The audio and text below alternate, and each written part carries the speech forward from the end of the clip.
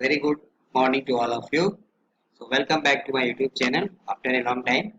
So in today's session I am going to discuss kinetics of enzyme catalysis reactions, that is Michaelis-Menten equation. This is very important topic for chemical kinetics chapter. ठीक है. So आज हम जो chapters पढ़ेंगे वो है chemical kinetics का enzyme catalysis reactions की कैसे हम काइनेटिक्स को डिस्कस करते हैं, जिसको बोलते हैं माइकेलिस मेंटन इक्वेशन. ठीक है, चलिए आज का सेशन स्टार्ट करते हैं. सो इन 1913 biochemist L. Michaelis and M. Menten proposed a mechanism for the kinetics of enzyme catalyzed reactions which envisages the following steps. First step में there is a formation of enzyme substrate complex that can be E. E is known as enzymes plus S subtract. K1 is the rate constant for forward reaction and there is formation of a complex ES. In the meanwhile, at the same time, this complex ES can be revert back to E plus S with rate constant, equilibrium constant K minus 1. So this step is the first step. Second step is the decomposition of this complex ES. So ES can be decomposed into the desired product and this enzyme is regenerated. Now this step is the slowest step and we know that the slowest step is known as the rate determining step. ठीक है, तो हम chemical kinetics में generally क्या करते हैं, जो slow step होता है उसी से हम रेट डिटरमाइनिंग स्टेप बोलते हैं या उससे हम उसका ऑर्डर और रेट ऑफ रिएक्शन लिखते हैं. इन्होंने दो स्टेप में प्रपोज किया था. तो फर्स्ट स्टेप में क्या है, formation of enzyme substrate complex. तो E प्लस S ये बन जाएगा, एक कॉम्प्लेक्स बनाएगा जिसको बोलते हैं ES. And now second step में क्या है, decomposition of this complex into desired product P and enzyme catalyst is regenerated. The second step is the slowest one, that is why it is known as regarded as rate determining step, where A is the free enzyme, S is the substrate or reactant, ES is the enzyme substrate complex and P is the product. ठीक है, अब यहाँ से देखिए हमने पीछे steady state approximation पढ़ा है. ठीक है, तो उसके लिए किसके लिए अप्लाई करेंगे, क्योंकि यहाँ में इसको हम कह सकते हैं कि एज ए इंटरमीडिएट, मतलब ES क्या है, इंटरमीडिएट है.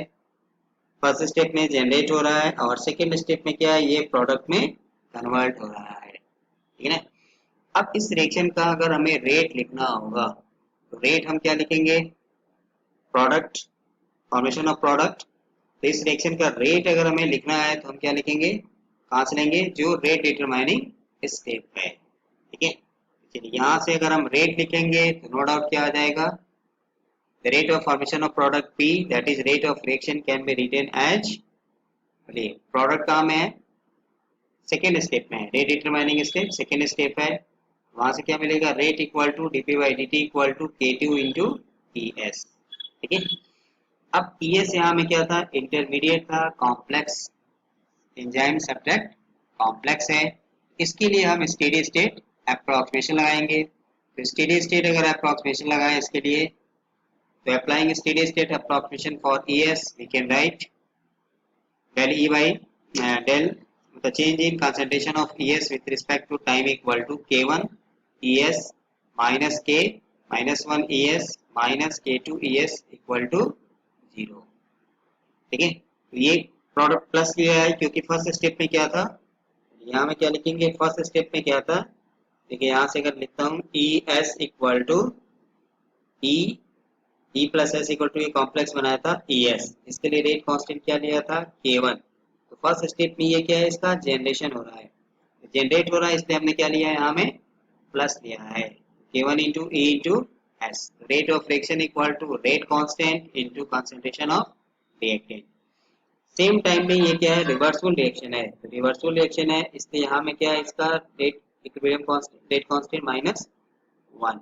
ठीक है, यहाँ से क्या हो रहा है, फिर ये रिवर्ट बैक हो जाएगा बैकवर्ड रिएक्शन में, इसीलिए हमने यहाँ में क्या लिया, माइनस K माइनस 1 ES.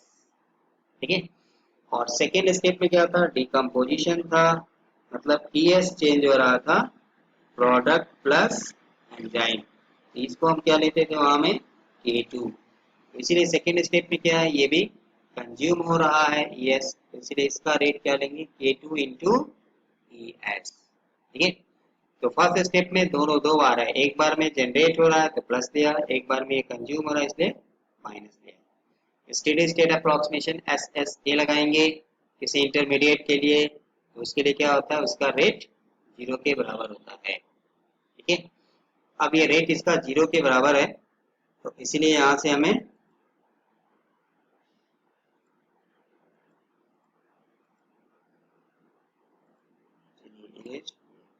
ठीक है, अब हम इसको यहाँ से क्या लिख सकते हैं, now E equal to E0 minus ES। E0 और E क्या है, तो E0 को बोलते हैं total enzyme concentration, E is the free enzyme concentration, और ES का मतलब कितना वो बाउंड हुआ, ES is the bound enzyme concentration. ठीक है, E0 इज द इनिशियल, जैसे केमिकल काइनेटिक्स में बोलते हैं कि इनिशियल अमाउंट हमने रिएक्टेंट का कितना लिया था। ठीक है, तो उसी तरह यहाँ पे E0 का मतलब है कि टोटल एंजाइम कंसंट्रेशन हमने कितना लिया, उसमें से कितना सब्सट्रेट के साथ बाइंड हुआ, उसको बोलते हैं ES कॉम्प्लेक्स बनाया, और कितना वो अभी बचा हुआ है, इसको हम लिखते हैं free enzyme concentration, that is E। ठीक है, अब फ्रॉम इक्वेशन 3 से हम क्या कर सकते हैं, E की वैल्यू को, E की वैल्यू क्या था E0 माइनस ES, इसको हम डाल देंगे इक्वेशन नंबर 2 में। Now substituting for E in equation 2 we get, इस E की जगह पे हम लिख देंगे E0 माइनस ES, इसकी वैल्यू को इक्वेशन नंबर 2 में डाल दीजिए, तो क्या मिलेगा, यहाँ से क्या आ गया देखिए K1, और हमने यहाँ में E की जगह पे डाल दिया E0 माइनस ES, ये वैल्यू किसकी जगह पे आया एक्चुअली E की जगह पे, यहाँ में क्या था E था। ठीक है, यहाँ में E था, E की जगह पे आ गया E0 माइनस ES, यहाँ पे ऑलरेडी ES था, यहाँ भी ES था 0। अब इसको आप सिंप्लीफाई कर दीजिए, तो K1 इंटू E0 S यहाँ से आ गया, और ये जो टर्म आ रहा है माइनस K1 ES S, इसको हमने एक साइड में ट्रांसफर कर लिया, क्योंकि देखिए यहाँ में क्या है ES भी दिखाई दे रहा है, कॉमन कह सकते हैं, यहाँ भी ES है और यहाँ भी ES है, इसलिए यहाँ में क्या किया हमने ES को कॉमन कर लिया। हमें क्या निकालना है, ES की वैल्यू, यहाँ से हमको एक मिल गया ये। अब ES की इस वैल्यू को हम कहाँ में रखेंगे, इक्वेशन 1 में। इक्वेशन 1 एक्चुअली क्या था, तो R equal to rate of reaction K2 into ES, ये था। अब इसमें इसकी वैल्यू को यहाँ में रख दीजिए, यहाँ से क्या मिल गया देखिए, यहाँ में ऑलरेडी K2 पहले से था, यहाँ में K1 आ गया, E0 आ गया, S आ गया by K minus 1 plus K2 plus K1 S, ये मिल गया हमको इक्वेशन नंबर 5। ठीक है, अब इसमें एक मैथमेटिकल अप्रोक्सीमेशन कर सकते हैं कि dividing the numerator and the denominator by K1, इसमें हमने डिनोमिनेटर ऊपर वाले को भी और नीचे वाले को भी K1 से डिवाइड कर दिया, इसलिए यहाँ से K1 से डिवाइड करेंगे तो ये K1 से K1 कैंसिल हो जाएगा, और इस पूरे टर्म की जगह पे हम क्या लिख देंगे, डिवाइडेड बाई K1, यहाँ पे K1 आ गया और यहाँ भी K1 है ना, इससे जब K1 से डिवाइड करेंगे तो ये और ये कैंसिल हो जाएगा, तो फाइनली हमें क्या मिल जाएगा, this equation number 6, K2 into E0 S by Km plus S, where Km की जगह पे हमने क्या रखा, मतलब ये जो कांस्टेंट दिखाई दे रहा है ना K minus 1 plus K2 by K1, इसी की जगह पे हमने रख दिया है Km, क्योंकि constant divided by constant is another constant. Now this equation 6 is known as Michaelis-Menten equation. ठीक है, ये जो इक्वेशन नंबर 6 आया इसी को हम बोलते हैं Michaelis-Menten equation। क्लियर, तो फर्स्ट स्टेप में हमने पीछे में क्या लिया था, रेट निकाला K2 इंटू ES, उसके बाद स्टेडी स्टेट अप्रोक्सीमेशन लगाया, क्योंकि एक स्टेप में ये फॉर्मेशन है, फिर यहाँ कंजम्पशन है, फिर यहाँ भी कंजम्पशन है। ठीक है, फिर E की जगह पे हम रख देंगे E0 माइनस ES, तो E का मतलब है कितना वो फ्री एंजाइम बचा, E0 मतलब कितना हमने टोटल लिया था, और ES मतलब है कितना वो बाइंड हुआ, कितना खर्च हुआ। ठीक है, तो फ्रॉम इक्वेशन नंबर 3 से ई की जगह पे इक्वेशन नंबर 2 में रख दिया, उसके बाद उसको सिंप्लीफाई कर लिया, तीनों में एस कॉमन है बाहर निकाल लीजिए, ठीक है, एंड देन k1 से डिवाइड कर दिया तो हमको एक इक्वेशन मिल गया, इक्वेशन नंबर 6। इसी को बोलते हैं माइकलिस मेंटेन इक्वेशन, ठीक है।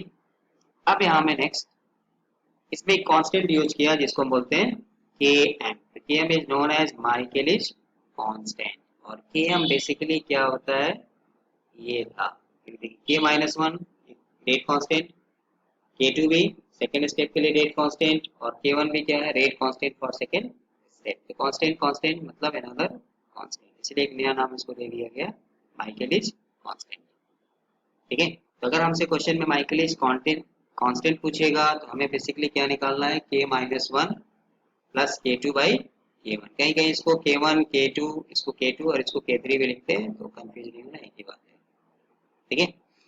अब यहाँ में कहते हैं कि at higher concentration the enzymatic reaction will attain maximum rate. Maximum rate हमें कब मिलेगा, when all the enzyme has reacted with the substrate या बाउंड विद सब्सट्रेट। जितना हमने एंजाइम लिया था उतना क्या किया, वो सब्सट्रेट के साथ बाइंड अप हो गया। जैसे कैटलिस्ट के लिए कहते हैं ना कि इसकी क्या होती है, फ्री वैलेंसी होती है। तो फ्री वैलेंसी मतलब एक रिएक्टेंट जैसे सपोज यहाँ में आ गया, ठीक है, एक रिएक्टेंट यहाँ आ गया, एक रिएक्टेंट यहाँ आ गया, ठीक है ना, एक रिएक्टेंट यहाँ आ गया, all free valencies are occupied, that is the maximum rate. In the same way, when all the enzyme has reacted with the substrate, then the reaction, enzymatic reaction can attain maximum rate. इसका मतलब क्या हुआ, it means no free enzyme will remain at this point. यहाँ में कोई भी enzyme जो है वो खाली नहीं होगा, यहाँ भी हर जगह एक एक रिएक्टेंट कहिए या सब्सट्रेट आके ऐड हो गया, ठीक है, कोई भी जगह यहाँ में खाली नहीं है, ठीक है। सो वी कैन हैव या we can write E0 equal to ES, क्योंकि कोई भी एंजाइम फ्री नहीं है, ठीक है।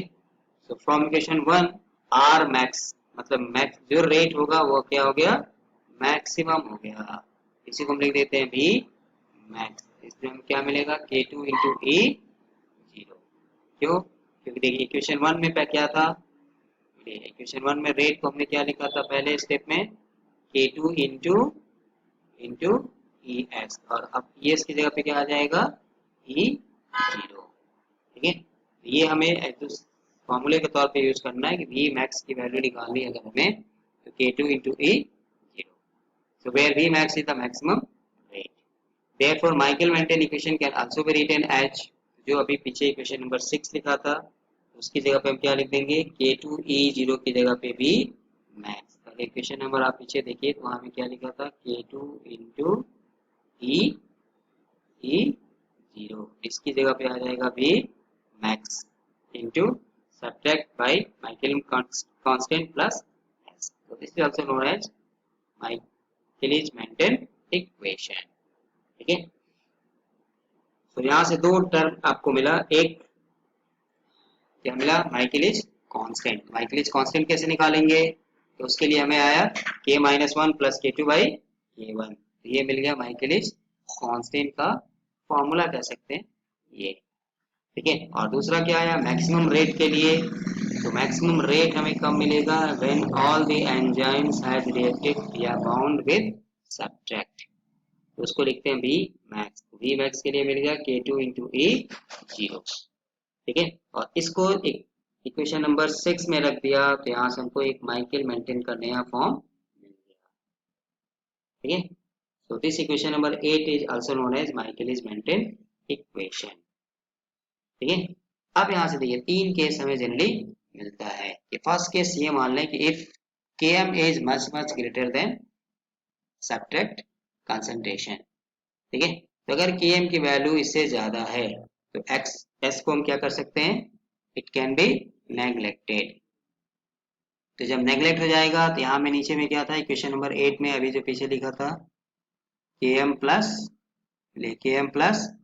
S, तो इसके कंपैरिजन में इसको हम नेग्लेक्ट कर देंगे, मतलब ये टर्म यहाँ से कैंसिल हो गया, तो यहाँ पे क्या मिलेगा, V max into S by Km, ठीक है। तो देखिए ये भी कांस्टेंट है, ये भी कांस्टेंट है, इसलिए कि यहाँ में लिख दिया K डैश इंटू S।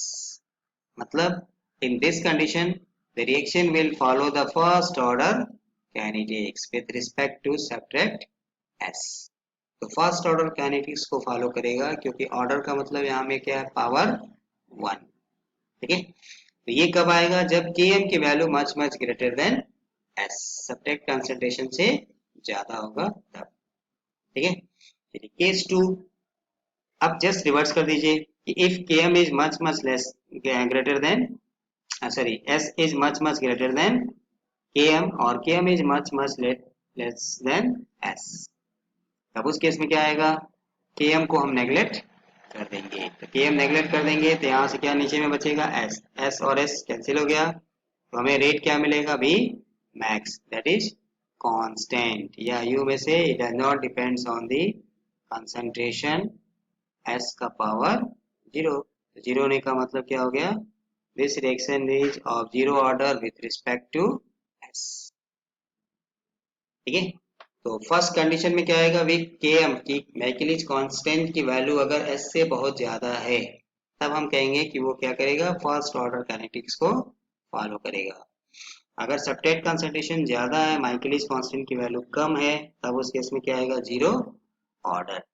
और अगर दोनों बराबर हैं, थर्ड केस, तब हमें क्या मिलेगा, तो किसी एक वैल्यू को फॉर्मूले में, देखिए यहाँ में क्या था, Km प्लस S, तो इक्वेशन नंबर 8 में अगर हम जाएं, इक्वेशन नंबर 8 में क्या लिख सकते थे, वहां पे क्या लिखा था, बढ़िया माइकलिस मेंटेन इक्वेशन में अगर हम रख दें, तो वहां से हमें क्या मिला था, R equal to V max into S by, यहाँ में क्या था, माइकेली कांस्टेंट प्लस एस।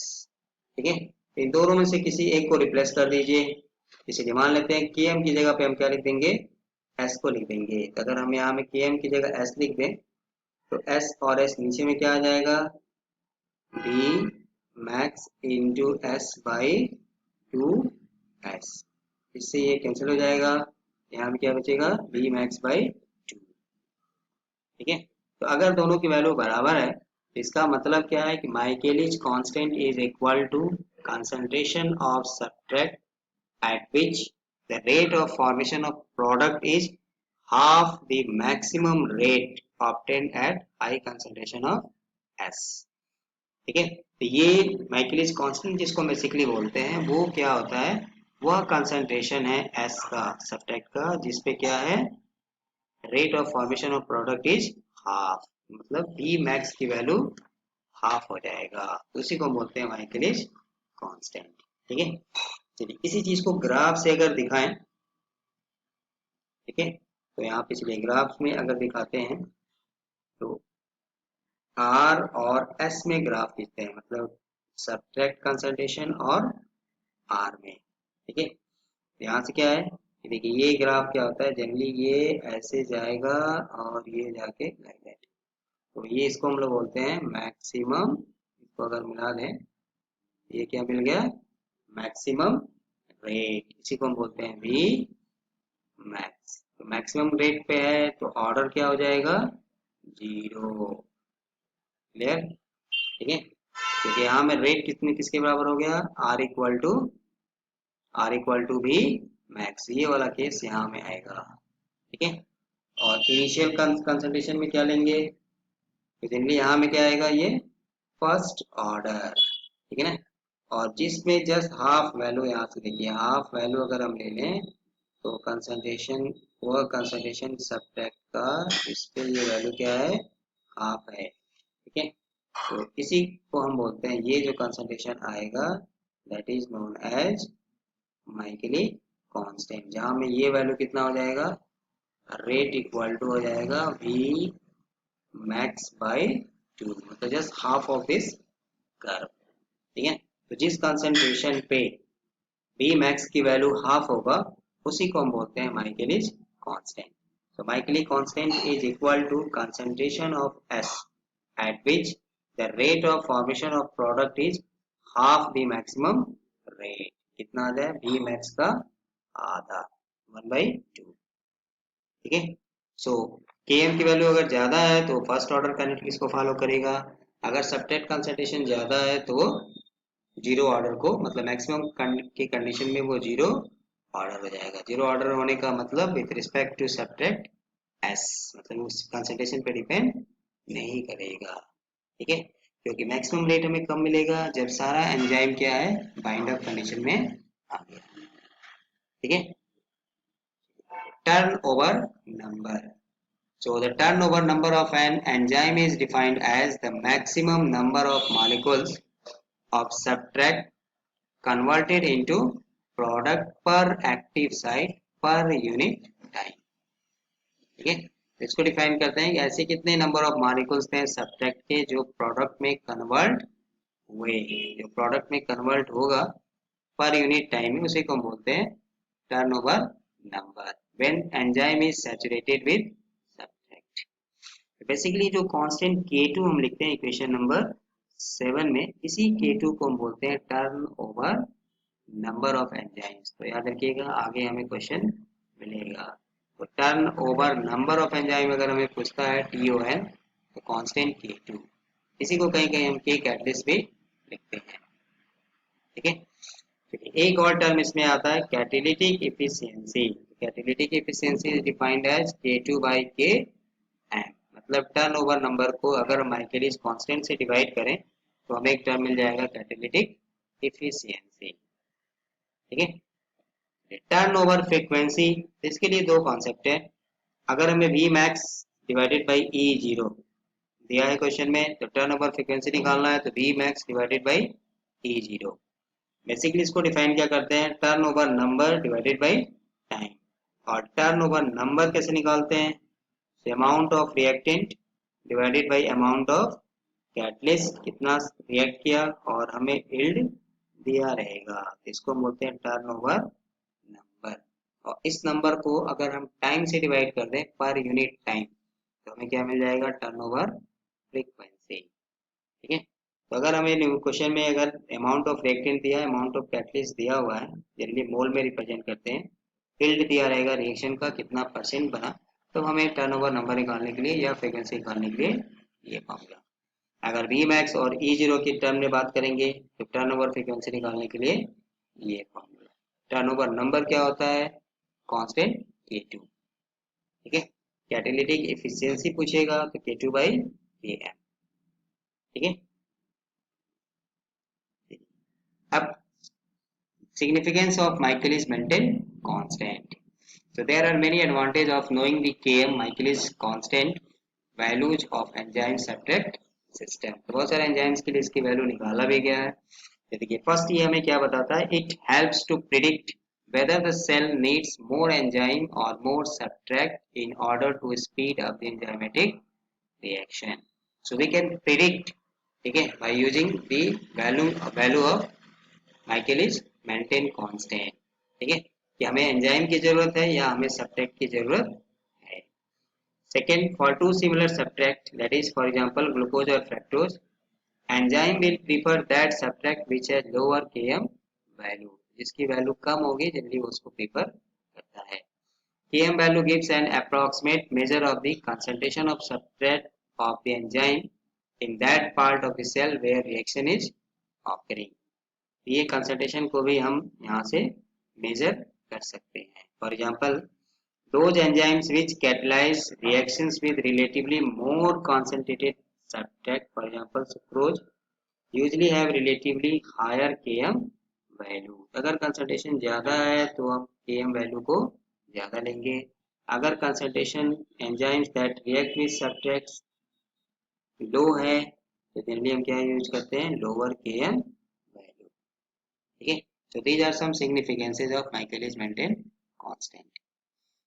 चलिए लाइन वीवर बर्क प्लॉट, इसको बोलते हैं, it is A double reciprocal plot obtain by taking reciprocal of both sides of Michaelis-Menten equation. तो चलिए Michaelis-Menten इक्वेशन यहाँ में क्या था, Michaelis-Menten इक्वेशंस जो हमने पीछे इक्वेशन नंबर 6 में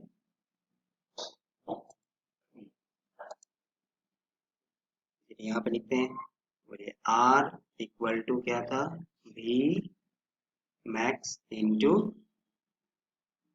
V max into S by K plus S, ये ना। ठीक है, फर्स्ट स्टेप में क्या करना है, यहाँ से इसको रेसिप्रोकल कर दीजिए, इसको जस्ट उल्टा कर दिया, यहाँ से क्या मिल जाएगा, Km plus S by V max into S। ठीक है, अब इसको हम दो कोनों को अलग अलग कर सकते हैं, यहाँ से अलग अलग लिखेंगे तो क्या मिल जाएगा, Km by V max into S plus यहाँ से क्या मिल जाएगा, S by V max into S. Clear, S से एस कैंसिल हो गया। ठीक है, तो उसी माइकलिस मेंटेन इक्वेशन को, इसलिए इसको बोलते हैं डबल रेसिप्रोकल, तो हमें मिल जाएगा ये फॉर्मेट में। ठीक है, and note down, when we plot 1 by r versus 1 by s straight line is obtain. ठीक है, क्यों, क्योंकि this is equation of straight line, तो ये हमारा y हो गया, ये हमारा किसमें प्लॉट कर रहे हैं, 1 बाई एस, तो ये M X plus C type का इक्वेशन है। ठीक है, तो इसलिए इसका स्लोप किसके बराबर आएगा, K M by V max, equation of straight line, और इंटरसेप्ट क्या आएगा, 1 बाई वी मैक्स। देखिए यहाँ से स्लोप किसके बराबर हो गया, के एम बाई वी मैक्स, तो याद रखना है, आगे बहुत सारा क्वेश्चन मिलेगा। और intercept on Y axis 1 by V max, इसको लाइन वीवर बर्ग प्लॉट बोलते हैं, या double reciprocal plot. Double reciprocal इसलिए है क्योंकि यहाँ में हमने क्या लिया है, 1 बाई आर रेट का रेसिप्रोकल लिया, 1 बाई आर और 1 बाई एस में ग्राफ प्लॉट किया है, 1 बाई आर और 1 बाई एस में ग्राफ प्लॉट किया, इसलिए इसको बोलते हैं डबल रेसिप्रोकल प्लॉट। ठीक है, तो इक्वेशन वही है, जस्ट उसको रीअरेंज कर दिया, रीअरेंज करके एक नया फॉर्मेट में आ गया, y equal to M X plus C straight line के फॉर्मेट में, वहां से। ठीक है, वहां से फिर क्या लिया, इसको रेसिप्रोकल करके फिर ग्राफ प्लॉट किया, तो 1 बाई आर और 1 बाई एस में ग्राफ किया, तो एक स्ट्रेट लाइन मिलेगा जिसका स्लोप आएगा K M plus B max, और इंटरसेप्ट क्या मिलेगा हमें, 1 बाई बी मैक्स। ठीक है, तो यहाँ से हमें न्यूमेरिकल्स आएगा, तो this one is very very important for numerical point of view. ठीक है, एक और इसमें नाम आता है Eadie Hofstee plot. So this was basically proposed by George Eddy and Bernard Hofstee by rearranging the Michael-Menten equation 8। ठीक है, माइकल मेंटेन इक्वेशन यहाँ भी है, अगर इसको हम फिर से रीअरेंज करके इस फॉर्म में लिख सकते हैं। ठीक है, तो R equal to V max S by K M plus S, Michaelis Menten equation हो गया। चलिए इस s को उठा के आप यहाँ ला दीजिए, तो R by S equal to V max by K M minus R by K M लिख सकते हैं। ठीक है, अब इसमें अगर हम ग्राफ प्लॉट करें किसके बीच में, R बाई एस और R के बीच में, इसको सिंगल हम बोलते हैं, सिंगल रेसिप्रोकल प्लॉट। इसका स्लोप किसके बराबर हो गया, बोलिए हम किस में ग्राफ प्लॉट कर रहे हैं, ये जैसे सपोज y है, इसमें ग्राफ किया R में, तो ये m x। ठीक है, ये नेगेटिव है, इसलिए हमें just like Arrhenius equation inverted straight line मिलेगा, और इसका स्लोप इसीलिए क्या आएगा, यहाँ में नेगेटिव आ रहा है। ठीक है, और इंटरसेप्ट किसके बराबर होगा, V max by K M, इसको बोलते हैं सिंगल रेसिप्रोकल प्लॉट। ठीक है, R by S versus R के बीच में ग्राफ प्लॉट करेंगे, तब हमको इस फॉर्म में यूज करना है, जिसको हम बोलते हैं ईडी हॉफस्ट्री प्लॉट। ठीक है ना, बट ज्यादा इंपॉर्टेंट हमारे लिए लाइन वेबर बर्ग प्लॉट है। ठीक है, अब यहाँ से कुछ न्यूमेरिकल सॉल्व करते हैं क्वेश्चंस। चलिए फर्स्ट क्वेश्चन है CSIR नेट 2015 का, V max and K M for an enzyme catalyse reaction, तो हमें क्या दिया है, बी मैक्स आपको दिया हुआ है। ठीक है, तो बी मैक्स की वैल्यू दिया है 2.0 10 टू द पावर माइनस 3, और माइकेलिज कांस्टेंट की वैल्यू भी दिया हुआ है 1.0 10 to the power minus 6 mole. Calculate the rate of reaction when the substrate concentration, मतलब क्या दिया है, E0 हमें दिया हुआ है 1 into 10 to the power minus, sorry substrate concentration दिया है, मतलब इसको क्या रखेंगे, S की वैल्यू हो गया, ये S की वैल्यू है। ठीक है, तो हमने माइकलिस मेंटेन कांस्टेंट रेट क्या पढ़ा था फॉर्मूला, तो V max into S by Michaelis constant plus S. तो V max already given, septet concentration is already given 1 into 10 to the power minus 6. Michael constant is already given. तो बस सबको रख के सॉल्व कर दीजिए, जो आएगा वो रेट हो गया. ठीक है, तो ये CSIR नेट 2015 का भी क्वेश्चन है और ये लास्ट ईयर आरजीओ एग्जाम में भी क्वेश्चन आया था मेजर सेमेस्टर वालों के लिए. आ जाएगा. तो इसलिए यहाँ से वैल्यू को रख के हमें सॉल्व कर देना है, तो ये मिल जाएगा. तो V max given, subtract concentration given, Michaelis constant given, बस रख के सॉल्व कर दिया 10 to the power minus 3. ठीक है, चलिए नेक्स्ट सेकंड क्वेश्चन क्या रहा है, ये भी CSIR नेट जून 2017 का है. In enzyme catalysed reaction, no problem, हमें पता है K2 की वैल्यू दिया हुआ है, दिस वन K2 दिया है, E0 की वैल्यू भी दिया हुआ है. Calculate the magnitude of maximum velocity. बोलिए मैक्सिमम वेलोसिटी का फॉर्मूला हमने क्या पढ़ा, maximum velocity equal to K2 into E0. K2 दिया हुआ है, E0 दिया हुआ है, तो दोनों वैल्यू को रख के मल्टीप्लाई कर देना है. और दूसरा एक और चीज हमको यहाँ पूछा है, टर्न ओवर नंबर. तो turn over number is equal to K2. K2 भी दिया हुआ है. ठीक है, सो V max K2 into E0 और टर्न ओवर नंबर क्या होता है K2. तो वहां से रख के सॉल्व कर लीजिए. ठीक है, आ जाएगा. ये नेट का क्वेश्चन है. चलिए नेक्स्ट क्वेश्चन देखते हैं, क्वेश्चन नंबर 3. ये भी सही है, SIR NET June 2014. In a Lineweaver Burk plot, that is initial rate 1 by R versus initial septet concentration 1 by S. No problem, line weaver work plot which हमने पढ़ा. Using Y intercept is given 500. If the initial enzyme concentration is this one, calculate the turnover number. तो ये turnover number क्या होता है K2. हमें क्या निकालना है K2 निकालना है. ठीक है, और इंटरसेप्ट जब प्लॉट किया था तो वो किसके बराबर आता है 1 बाई बी मैक्स, और ये वैल्यू हमें दिया है 500 समथिंग, सॉरी 5000 दिया हुआ है. ठीक है, बी मैक्स किसके बराबर होता है K2 into E0.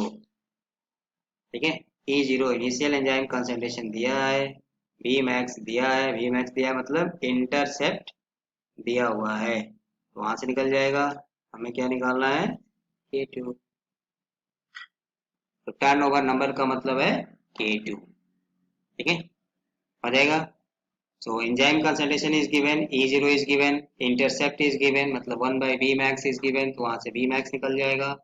B max equal to K2 into E0, वहां से K2 निकाल लीजिए. इसको बोलते हैं टर्न ओवर नंबर. ठीक है, तो आप सॉल्व करके देखिए क्या आंसर. चलिए नेक्स्ट क्वेश्चन कह रहा है, slope and intercept obtain from 1 by R against 1 by substrate concentration, मतलब लाइन वीवर वर्क प्लॉट. तो स्लोप कितना दिया है, स्लोप कितना दिया, स्लोप हमें क्वेश्चन में दिया हुआ है, तो स्लोप कितना दिया है 300. तो स्लोप हो गया 300. इन और स्लोप किसके बराबर होता है, बोलिए. ये ग्राफ प्लॉट किया था तो क्या आया था 1 बाई R. ठीक है, 1 by R V max by Km plus 1 by Km, sorry एक सेकेंड यहाँ से. तो स्लोप हमको यहाँ में दिया हुआ है, तो स्लोप कितना हो गया, बोलिए स्लोप कितना हो गया K M by V max और ये वैल्यू हमें दिया है 300। इंटरसेप्ट हम कितना लेंगे? इंटरसेप्ट किसके बराबर होता है? 1 बाई वी मैक्स। ये वैल्यू भी हमें कुछ दिया हुआ है 2 इंटू 10⁵ ठीक है। हमें क्या निकालना है? Basically Michael is maintain constant, मतलब हमें km की वैल्यू निकालनी है। ठीक है, चलिए स्लोप इज गिवन, यहाँ से v मैक्स मल्टीप्लाई कर दें तो यहाँ से हमको क्या लिख सकते हैं? km equal to 300 into V max, और v मैक्स क्या आएगा? इक्वेशन नंबर 2 से बोलिए, v मैक्स की जगह पे क्या लिखेंगे? 1 बाई स्लोप। स्लोप कितना हो गया? 10⁵ अब रख के सॉल्व कर दीजिए, जो आएगा वही आंसर हो जाएगा। ठीक है, तो स्लोप हो गया km बाई vm, v या v मैक्स की वैल्यू दिया हुआ है। इंटरसेप्ट होता है 1 बाई vm।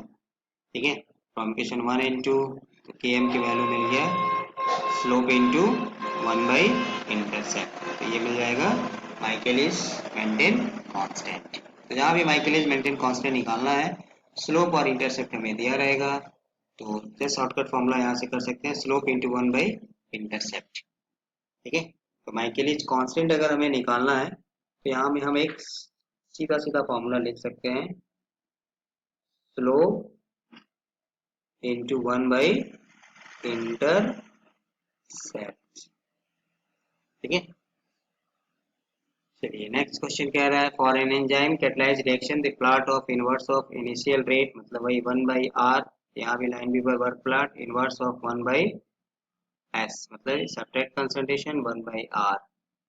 स्लोप हमें दिया है, इंटरसेप्ट हमें दिया है, हमसे पूछ रहा है माइकल इज मेंटेन कांस्टेंट। पिछला क्वेश्चन नेट का था, ये क्वेश्चन गेट का है। तो अभी आपको बोला कि माइकल इज मेंटेन कांस्टेंट पूछेगा तो हमें क्या करना है? स्लोप इंटू 1 बाई इंटरसेप्ट, दोनों वैल्यू हमें दिया है, सॉल्व कर दीजिए। ठीक है, चलिए for an enzyme catalyse reaction a Lineweaver Burk plot give the following data, slope दिया, इंटरसेप्ट दिया। Initial concentration of enzyme is given, that is S is given. Initial concentration of enzyme E0 में दिया हुआ है। What is the catalytic efficiency? इसलिए catalytic efficiency को क्या define किया था पीछे? K2 by Km। ठीक है, तो कैटेलिटिक एफिशिएंसी था K2 बाई Km। स्लोप हमें दिया है, इंटरसेप्ट दिया हुआ है और इनिशियल कंसंट्रेशन दिया हुआ है।